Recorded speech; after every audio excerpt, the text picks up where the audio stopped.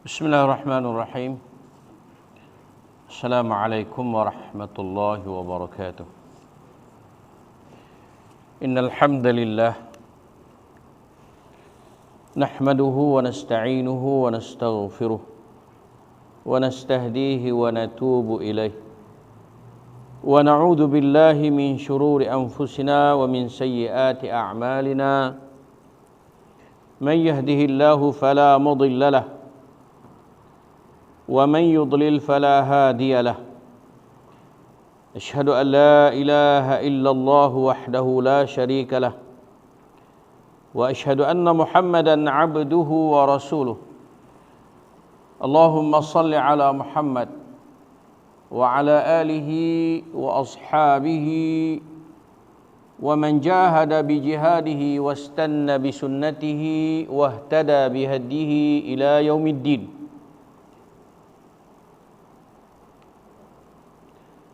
يا أيها الذين آمنوا اتقوا الله وقولوا قولا سديدا يصلح لكم أعمالكم ويغفر لكم ذنوبكم ومن يطع الله ورسوله فقد فاز فوزا عظيما.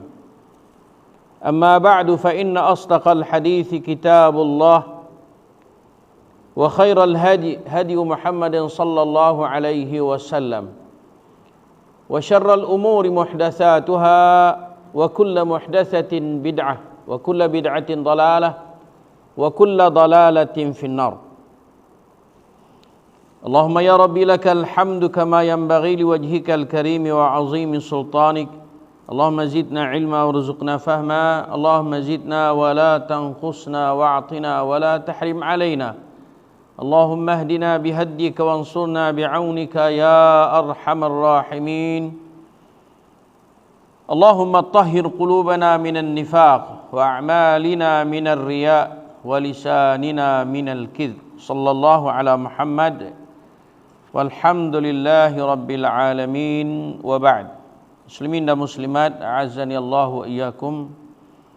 Alhamdulillah, kita sambung semula kelas kita setelah kita berehat panjang juga 2 minggu lah. 8 hari bulan 10 itu kita berhenti. Hari ini duk ada 29 no 2 minggu. Moga-moga Allah Subhanahu wa taala akan terus beri kepada kita kekuatan untuk kita istiqamah menuntut ilmu supaya terangkat daripada kita kejahilan, seperti mana banyaknya umat di akhir zaman ni hidup dalam kejahilan sehingga menyebabkan dia tak tahu dah nak beza hak mana hak betul, hak mana hak tak betul.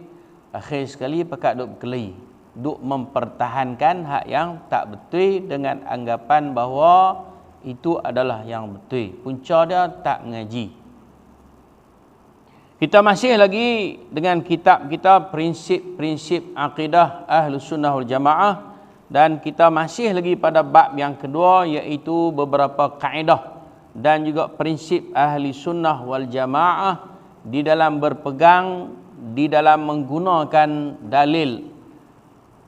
Yang ke-9, prinsip dan dasar yang ke-9, muka surat 28. Kaum muslimin, kita ni lah, kaum muslimin wajib senantiasa mengikuti manhaj. Apa makna manhaj? Jalanan, kaedah, sistem. Itu manhaj. Manhaj tu dia ada asal dia daripada perkataan Arab. An-nahju, makna benda yang kita lalu, yang kita ikut. Itu manhaj. Maknanya bagi orang Islam, orang Muslim ni wajib, mesti dia ikut jalanan, laluan, sistem, kaedah, metod yang dibawa oleh Al-Quran dan As-Sunnah. Kan semua orang pakat baca wa in tanaza'tum fi syai'in farudduhu ilallah war rasul. Semua orang pakat baca lagu tu kan. Apabila kamu berbantah-bantah dalam sebarang permasalahan di antara kamu, maka hendaklah kamu kembalikan kepada Al-Quran dan Sunnah, kepada hadis, kan? Tapi berapa ramai orang yang betul-betul memahami maksud kembali kepada Al-Quran, kembali kepada Sunnah, kan?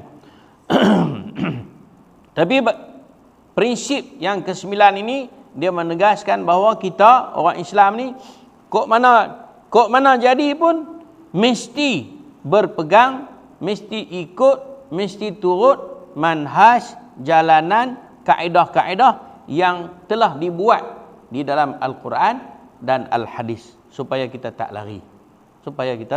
Macam tu juga Nabi SAW pesan, yang selalu kita duk baca di sini beberapa kali dah saya duk ulang, kan?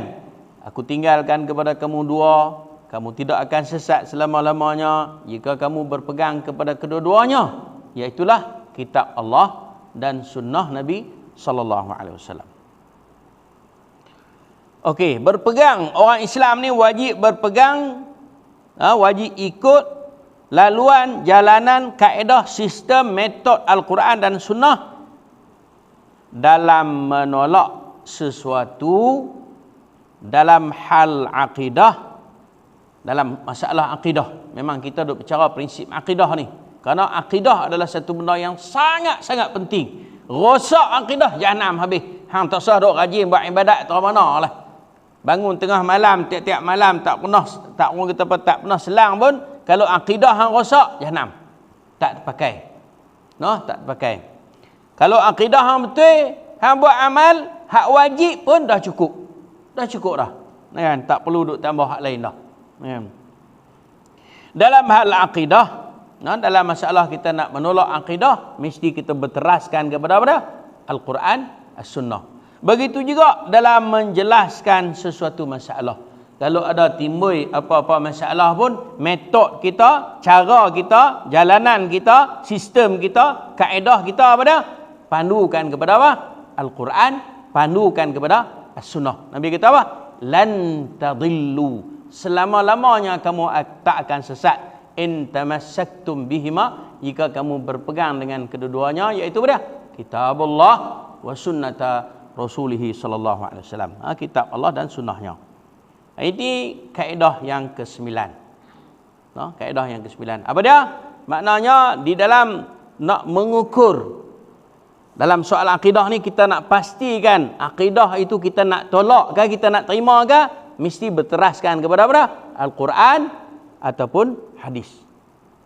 Kalau bercanggah dengan Quran dan hadis, kan?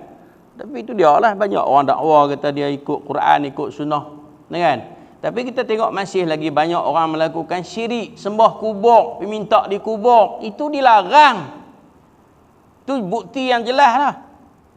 Kan? Duk sembah kubur, pergi duk minta di kubur. Nabi SAW di akhir umur dia tu, dekat-dekat nak mati tu, dekat-dekat nak mati tu, orang kata tak larat dah. Patutnya dia bercara ke diri dia, tapi dia kata apa? Nabi kata, la'anallahu al-yahuda wan nasara ittakhadhu qubur anbiya'ihim masajida. Dekat nak mati dah. Maknanya satu benda yang berat, satu benda yang besar. Nabi kata Allah melaknat ke atas orang-orang Yahudi dan orang-orang Nasrani, di mana mereka telah menjadikan kubur nabi-nabi mereka sebagai tempat sujud. Ala, kata Nabi SAW, ala la tattakhidu kuburi masjidah. Ketahuilah, jangan jadikan kubur aku ini tempat sujud. Tapi kita tengoklah ni, piduk kucuk batu nisan berbelah merah. Kan? Orang yang rajin buat amal. Kan? Orang tuk-tuk syekh, orang tuk-tuk serban, tuk-tuk jubah meleret. Orang-orang itulah orang yang dipandang oleh masyarakat sebagai ahlu agama. Sebagai ahlullah. Orang yang mengagung-agungkan Nabi sallallahu alaihi wasallam, orang yang mendewa-dewakan, mengagung-agung, memuliakan Nabi sallallahu alaihi wasallam, tetapi dalam masa yang sama mereka telah melanggar kaedah yang kesembilan ni, iaitu pada nak tolak, nak terima, berteraskan kepada Al-Quran dan sunnah Nabi sallallahu alaihi wasallam. Oleh kerana itu, sesuatu bid'ah tidak boleh dibalas dengan bid'ah lagi. Maknanya kita tak boleh banding. Tak banding itu, mereka tu buat tak apa. Tak boleh. Sebab apa? Sebab teras perbandingannya ialah pada Quran dan sunnah. Apa benar pun dalam kehidupan beragama ni, pegangan kita, prinsip kita, dasar kita, metod kita, jalan kita, kaedah kita, sistem kita, panduan kita, Quran dan sunnah. Itu kita jadi longgak umat akhir zaman lah ni, tak berapa kemah pegang kepada Quran dan hadis ni. Tak berapa kemah. Ni kan, tak berapa kemah. Tengok nampak macam nak mengganggu keperluan nafsu kita sikit, kita dah mula kalah. Di mana iman kita yang kita mengaku kata sami'na wa ata'na, aku dengar dan aku taat tu? Tak ada. Realiti dia tak ada. Itu dia kata sini, suatu bid'ah tidak boleh dibalas dengan bid'ah lagi. Maknanya buat bid'ah berulang-ulang. Lepas pada bid'ah, lepas pada bid'ah. Dia sebab itulah bid'ah ni satu benda. Jangan kita mula menghalalkan satu benda yang dilarang, yang tidak diizin. Bila kita mula menghalalkan sesuatu, dia akan masuk lagi benda lain. Banyak lagi benda lain akan masuk. Kenapa? Karena akal kita meluluskan. Agama kita bukan berteraskan kepada akal. Agama kita berteraskan kepada apa? Wahyu. Itu kita nak kena faham dulu. Kekurangan tidak boleh dibalas dengan berlebih-lebihan atau sebaliknya. Maknanya kita rasa macam kurang, kita macam tak berapa nak sempurna. Itu anggapan yang tak betul kepada Nabi sallallahu alaihi wasallam. Seolah-olah Nabi ni habaq kat kita tak berapa habis. Nabi habaq tak habis. Apa cerita ni? Tuan-tuan dan puan-puan, apabila anggapan kita macam tu, kita telah hilang satu daripada rukun iman, iaitu beriman kepada apa? Rasul. Kita seolah-olah beranggapan kata Rasul ni ada padanya sifat apa? Khianat ataupun menyembunyikan, sedangkan Rasul bersifat amanah. Rasul bersifat tabligh, menyampaikan. Tapi apabila kita duk tambah, kita rasa kurang dalam agama ni, kita kurang, kita tambah kok ni, sedangkan tidak ada contoh tauladan daripada Nabi sallallahu alaihi wasallam, kita duk tambah, maknanya seolah-olah kita merasakan apa yang dibawa oleh Nabi sallallahu alaihi wasallam itu kurang, tak cukup lagi. Kita nak lebih. Ingat tak? 3 orang sahabat pergi ke rumah Nabi sallallahu alaihi wasallam. Rasanya semua pernah dengar hadis yang masyhur ni. 3 orang sahabat Nabi pergi rumah Nabi. Pada siapa tu? Nak tanya lagu mana cara Nabi beribadah. Kan? Aisyah radhiyallahu anha yang meriwayatkan hadis tu kata apa? Falamma ukhbiru ka'annahum taqalluha. Apabila Aisyah ni cerita kat mereka, bila diberitahu kepada mereka cara Nabi beribadat, seolah-olah mereka menganggap apa yang dibuat oleh Nabi itu kurang. Ini. Rasa kurang. Nabi ni takkan tertentu yang dia buat amal kita. Sedangkan dia yang diampunkan dosa dia yang telah lalu. Dia banding dengan, dia buat perbandingan dengan diri dia. Aku ni semayang malam hingga tak tidur. Aku ni hak seorang lagi pula kata aku ni puasa sehingga tiap-tiap hari aku puasa tak pernah selang. Hak seorang lagi pula aku tak menikah langsung. Pasal apa? Nak menjauhkan diri daripada wanita. Nampak tak? Dia merasa kurang. Itu di zaman Nabi tu, puak-puak yang diterbiah, yang dididik oleh Nabi. Nabi duk ada lagi, duk ada cokoh lagi. Dia pada berasa kurang dah. Bismillah.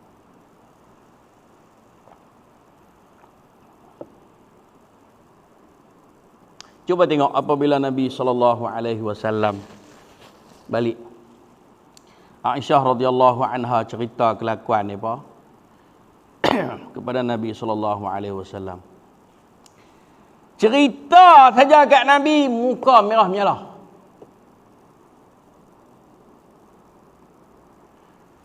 Bila Aisyah radhiyallahu anha habaq kat Nabi, muka dia merah menyalah. Pasal apa nak marah? Lalu Nabi kata, ana atqakum lillahi wa ana akhsyakum lillahi wa atqakum lah. Aku adalah manusia yang paling takut kepada Allah daripada kamu, dan aku adalah manusia yang paling bertakwa kepada Allah daripada kamu. Usalli wa arqud. Aku semayang tapi aku berehat. Mana aku taklah semayang sepenuh-penuh malam. Dalam Al-Quran pun Allah kata, qumil laila illa qalila nisfahu aw inqus minhu qalila. Itu prinsip beragama kalau berpanukan kepada Al-Quran. Ya ayyuhal muzammil qumil laila illa qalila. Wahai orang yang selimut, orang yang telah tidur, bangunlah di semalam malam sikit saja. Nisfahu, separuh malam, aw inqus minhu qalila, ataupun kurang daripada separuh malam. Taklah perlu sampai sepanjang-panjang malam tu. Yang Nabi kata, aku semayang. Usalli wa arqud, aku semayang dan aku tidur. Asumu wa aftur, aku puasa dan kadang-kadang aku tak puasa. Yang wajibnya Ramadan, yang lain tu sunat. Tak boleh kita rasa macam kurang pun dalam agama ni. Ada cerita zaman Nabi, sahabat pergi jumpa Nabi, aku boleh puasa hari-hari. Rasulullah kata tak ada dah. Puasa yang paling baik ialah puasa Daud, semayang yang paling baik ialah puasa semayang Daud. Kana yasumu yauman wa yuftiru yauman. Dia berpuasa satu hari dan dia buka satu hari. Mana selang sehari. Al-wisalu fi siyam haram. Berpuasa sepanjang mana tak selang sambung hari-hari itu haram hukum dia. Tak boleh. Kita tak boleh merasa kekurangan dalam syariat, tak boleh. Seorang lagi pula dia kata aku tak menikah, kata wa atazawwajun nisa, kata Nabi, aku berkahwin. Kata Nabi, aku berkahwin. Adakah kita nak kata Nabi ni galak? Kan? Menikah sampai banyak. Adakah kita nak kata lagu tu? Sampai kita ni, sampai kawan ni sampai tak mau menikah. Lalu Nabi kata apa? Nabi buat penegasan, faman raghiba an sunnati falaysa minni. Habis cerita. Siapa yang tak berkenan dengan sunnah aku, maka dia bukan dari kalangan aku. Sebab itulah yang kita bersungguh-sungguh duk habaq kat orang. Orang tak berkenan kita, orang nak marah kita habaq juga. Baik pi kat depa pasal depa tak tahu. Kita habaq juga. Nak pakai tak mau pakai ikut depa. Nabi kata, siapa yang tak berkenan dengan sunnah aku, maka dia bukan dari kalangan aku. Kita kadang-kadang kita tengok berasa letih dengan kawan-kawan kita. Berasa tak cukup lagi apa yang dibawa oleh Nabi SAW yang kita terang kat mereka, yang kita habaq kat dia. Hak ni, hak sunnah ni, pegang dia. Nabi kata, tamassaku biha wa'addu 'alaiha bin nawajiz. Peganglah kuat-kuat, gigitlah dengan gigi garham. Duk berasa kurang. Duk berasa tak cukup. Duk berasa lekeh. Duk nak tambah. Selawat tu hak Nabi ajak elok dah, duk nak tambah hak lain lagi. Duk tak kenang, tak puas hati lagi. Allah Ta'ala suruh selawat ke Nabi ya, dia hantam pergi puji lebih-lebih. Sedangkan Nabi pun marah duk puji dia telajak-telajak. Apa benda yang kita naknya? Sedangkan kita tahu kata agama itu adalah milik mutlak Allah. Kita hanya boleh buat ikut arahan dia saja. Apa pasal yang kita duk berasa tak sempurna lagi? Sedangkan Allah kata dah sempurna. Al-yawma akmaltu lakum dinakum. Hari ini aku telah sempurnakan bagi kamu agama kamu.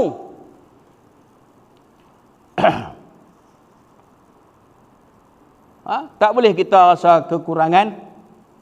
Tak boleh kekurangan dibalas dengan berlebih-lebihan atau sebaliknya. Tak boleh. Kita Nabi SAW ada menegaskan di dalam hadis yang lain. Nabi kata apa? Cukuplah. Cukuplah. Cukup. Apa yang aku sampaikan kepada kamu, cukup. Tak perlu dah kamu tambah. Cukup dah. Kenapa? Karena Allah Subhanahu wa taala telah menegaskan dalam ayat tadi ni, hari ini aku telah sempurnakan bagi kamu agama kamu. Cukup dah. Kita tuan-tuan dan puan muslimin dan muslimat banyaklah kena rujuk balik sejarah perjuangan Nabi sallallahu alaihi wasallam. Sejarah Nabi sallallahu alaihi wasallam bawa agama. Kena rujuk balik. Jangan kita pakai duduk turut jadi pak turut tertawahlah. Nak rugi siapa dia? Kita yang akan rugi. Okey. Banyak tu ya. Hak nombor 9. Ingat elok. Prinsip yang ke-9 apa dia? Kita nak ambil, nak tolak, nak terima, mesti berteraskan kepada dua ni. Kan? Sama ada daripada Al-Quran ataupun daripada hadis. Kalau cara kawan tu dia mari ikut kepala angin dia ya, tak boleh. Siapa dia pun hang tak kira.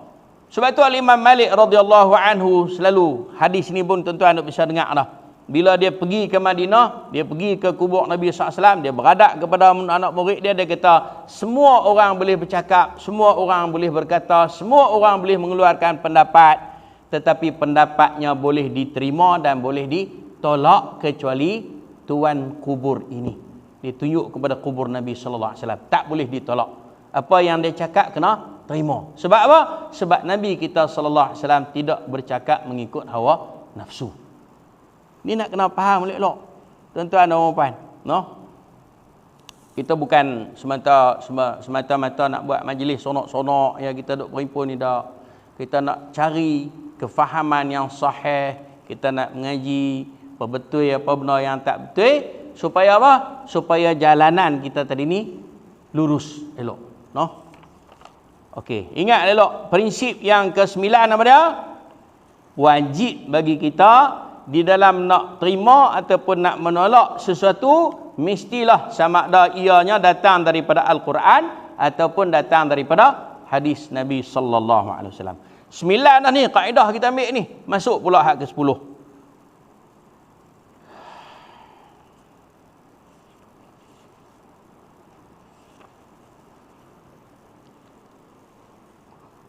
Setiap perkara baru, makna yang tidak ada sebelumnya. Dalam urusan agama ni kita tak ada cakap urusan dunia. Urusan dunia ni tak ada kena-mengena kita. Noh, sebab kita duk bercara bab agama ni. Urusan dunia tak ada. Ada orang silap. Dia kata tu ustaz tu duk kata tak boleh duk pakai hak mana hak Nabi tak buat. Dia mari cerita sat dia mari nama apa cerita kita? Lebena. Sat dia mari Navara. Tak kena mengena hak tu. Apa dia tak naik unta mari? Itu orang yang dia tak faham konsep. Yang kita duk bercara ni bab apa? Bab agama. Dalam urusan dunia ni Nabi bagi penegasan. Nabi kata antum a'lamu bi umuri dunyakum. Kamu lebih mengetahui tentang urusan dunia kamu.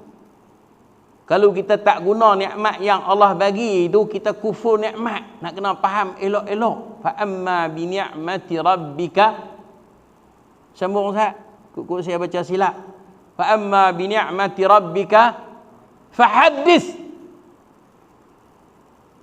Pekat pergi balik ayat tu tengok apa maksud dia. Nikmat Tuhan kamu kena guna. Allah buat. Ni macam ni. Dia bagi tahan duk guna apa? Dia pun tak faham konsep. Yang kita sebut ini berkenaan dengan agama, bukan urusan dunia. Bukan urusan dunia. Nak kena faham elok. Ni bagi lumat elok hak nombor 10 ni. Hak nombor 10 ni kalau faham elok insya-Allah. Kalau duk tak tinggal juga benda-benda bid'ah tu mana ngaji tak faham lah tu. Ngaji tak faham. Tersuruh mari siapa dia mengajak malaikat turun pun tak jadi. Kalau tak faham. Kena bagi faham elok. Kalau orang faham dia akan tinggal. Dia tak buat dah. Hak yang duk buat juga tu dia tak faham. Kalau tidak pun duk bertolak dalam diri dia tu. ataupun dia takut kepada masyarakat. Dua tu ya. Tak boleh pi dah. Rasulullah sallallahu alaihi wasallam kalau dia takut kepada masyarakat, Islam tak sampai kat kita dah. Kalau dia takut kepada masyarakat Quraisy, tak akan sampai dah. Kita tak akan dapat iman, tak akan dapat Islam dengan bersenang lenang. Tak ada. Kita tak akan dapat iman, tak akan dapat Islam dengan bersenang lenang. Kita kena susah.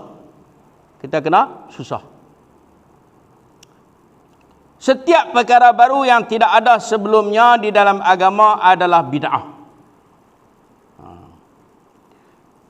Setiap bid'ah adalah sesat dan setiap kesesatan tempatnya di neraka. Ni satu juga orang kata dia tu kerja dok bab orang masuk neraka, dia dok. Ini perkataan Nabi. Kita tolong habaq je. Ini adalah perkataan Nabi. Awak jangan buat main-main. Ini hadis Nabi sallallahu alaihi wasallam. Di mana dia ambil ni? Rasulullah sallallahu alaihi wasallam bersabda, "Kullu bid'atin dalalah wa kullu dalalatin finnar." Setiap bid'ah adalah sesat dan setiap kesesatan tempatnya di neraka. Ini dia ambil hadis ringkas. Sebelum itu ada lagi, "Iyyakum wa muhdatsatul umur wa inna kulla muhdatsatin bid'ah wa kulla bid'atin dalalah wa kulla dalalatin finnar." Itu hadis yang sepenuhnya. Al-Imam Asy-Syatibi di dalam kitab dia Al-I'tisam yang masyhur. Di dalam kitab Al-I'tisam, Al-Imam Asy-Syatibi rahimahullah berkata tentang definisi bid'ah, dan kebanyakan ulama telah ittifaq bahawa definisi pengertian bid'ah yang terbaik sekali ialah pengertian yang telah dikemukakan oleh Al-Imam Asy-Syatibi. Ini pengertian yang paling baik sekali, yang paling tepat sekali tentang bid'ah. Dia kata apa? Bid'ah adalah cara baru dalam beragama. Nampak tak? Dalam soal agama, bukan soal dunia.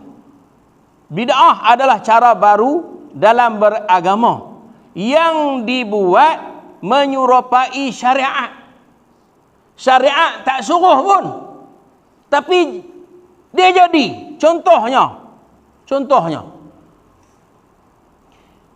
benda tu tak pernah pun ada daripada hadis ataupun daripada Al-Quran, tetapi kita buat, kita reka, kita jadikan dia dalam amalan kehidupan kita, sehingga lama kelamaan benda tu dia jadi macam payah nak tinggal. Kalau kita tinggal jadi macam berdosa, padahal tak pun benda tu.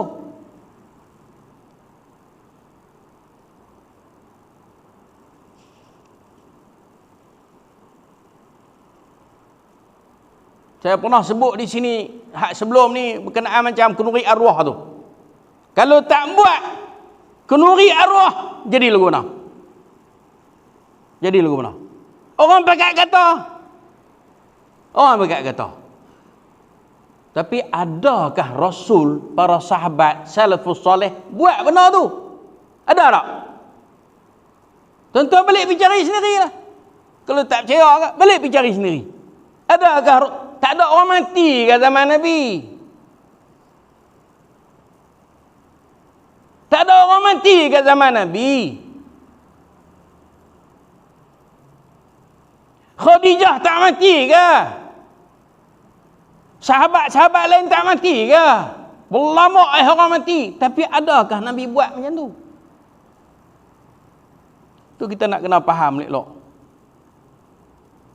Contohlah, lama kelamaan benda tu dia jadi macam wajib. Kalau tak buat, dia jadi janggal, orang kata. Dia jadi pelik.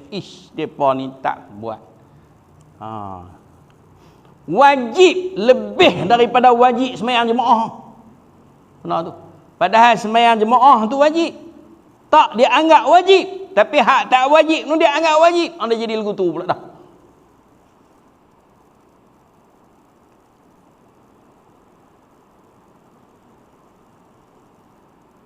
Kata Imam Syatibi, Bid'ah adalah cara baru dalam beragama yang dibuat menyerupai syariat dengan maksud untuk berlebih-lebihan. Maknanya bahasa tak cukup. Hak tadi lah, kaedah 9 tadi ni, bahasa macam tak cukup dalam beribadah kepada Allah Subhanahu wa taala. Boleh rujuk dalam kitab Al-I'tisam tulisan Al-Imam Asy-Syatibi. Al-Imam Al-Hafiz Ibn Rajab Al-Hambali rahimahullah yang wafat pada tahun 795 Hijrah berkata, yang dimaksud dengan bid'ah adalah yang tidak memiliki dasar hukum dalam ajaran syariat yang mengindikasikan, maknanya yang membuktikan. Tolong buat apa nama? Tolong buat makna. Saat ni balik tak faham pula nak baca. Yang dimaksudkan dengan bid'ah adalah tidak memiliki dasar hukum, sama ada daripada Al-Quran ataupun daripada sunnah Nabi ataupun daripada amalan para sahabat dalam ajaran syariat yang boleh membuktikan, yang mengindikasikan tu makna bahasa Indonesia tu, yang boleh membuktikan keabsahannya, kesahihannya daripada agama atau tidak, daripada yang disyariat atau tidak. Tuan-tuan, kalau tuan-tuan nak mengaji, tuan-tuan mengaji sungguh-sungguh lah. Kalau mengaji nak buat adat ni tak sah lah, buat rugi masa tuan-tuan ni.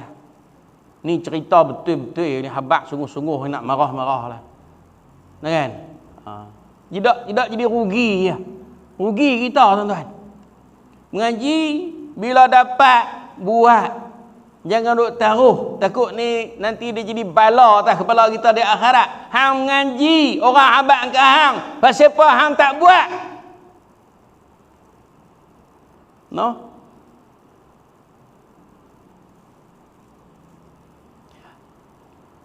Tak ada pun rujukan kepada daripada dasar daripada Al-Quran dan Sunnah, tak ada pun yang nak membuktikan kesahihan benda tu.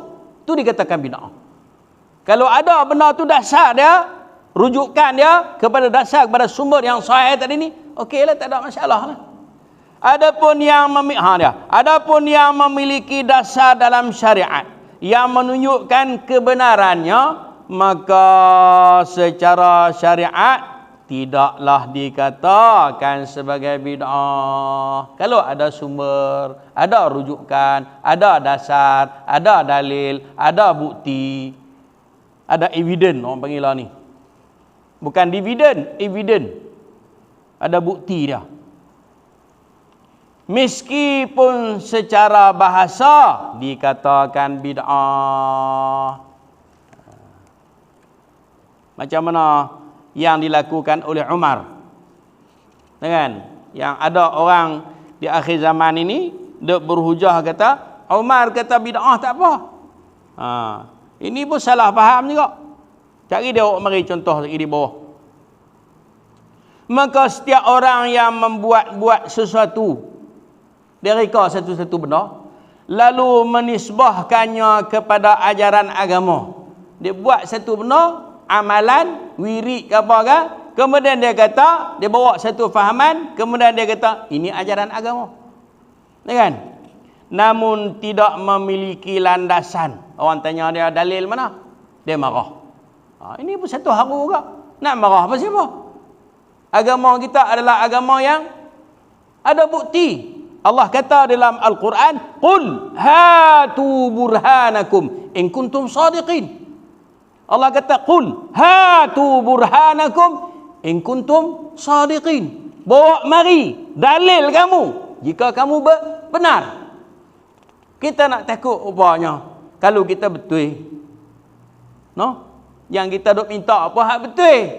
Tiap-tiap kali sembahyang duk ihdinas siratal mustaqim. Tunjukkanlah kepada kami jalan yang benar. Bila orang habaq hak benar, tak mau. Ini apa cerita? Maka setiap orang yang membuat-buat sesuatu, ada orang reka satu-satu benda, lalu menisbahkannya kepada ajaran agama. Lalu dia kata, ni hak agama ni. Ni ajaran agama ni, ambil ni. Saya ijazahkan kepada tuan-tuan ni. Seolah-olah dia tu pembuat syariat. Seolah-olah dia tu Tuhan.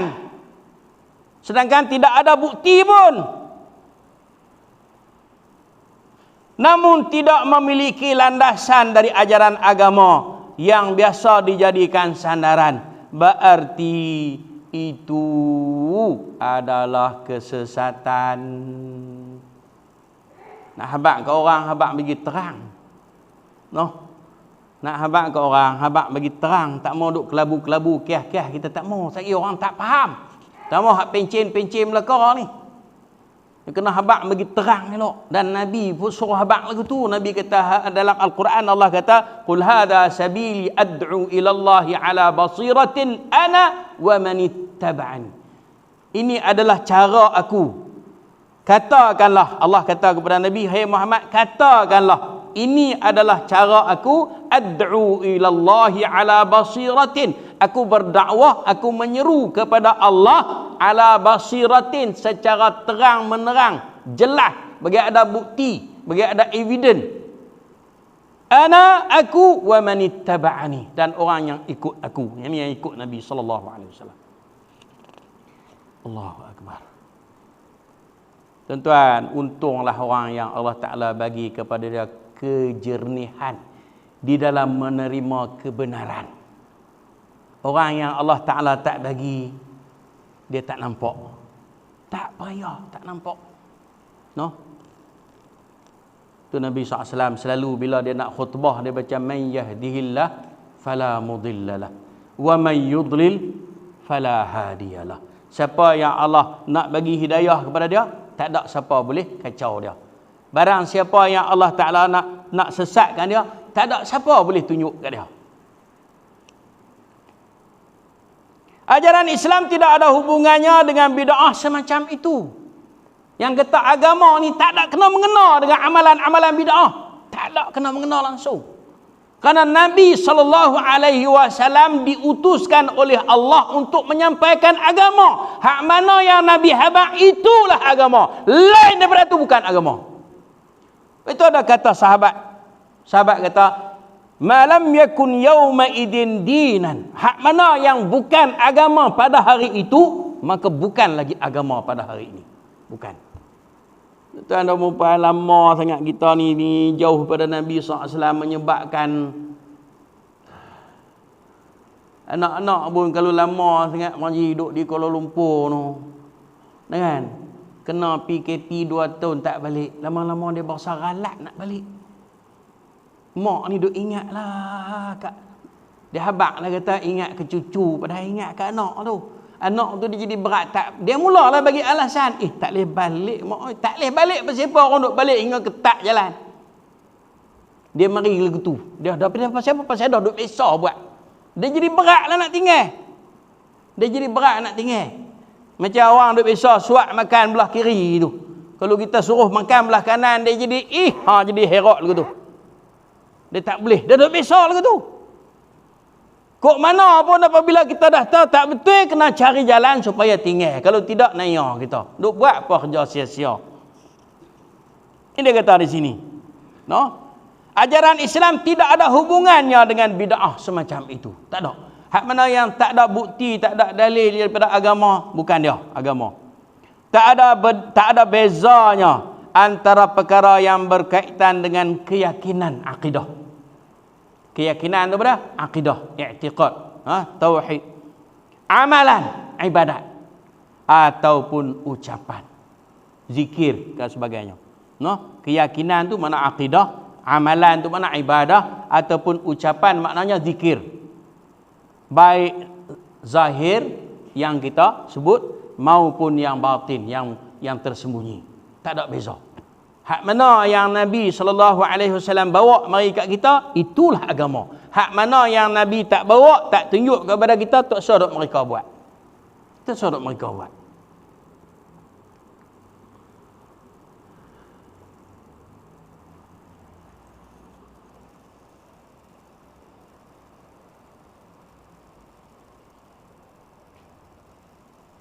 Pukul berapa tu lagu tu? Lagi seminit lagi ya.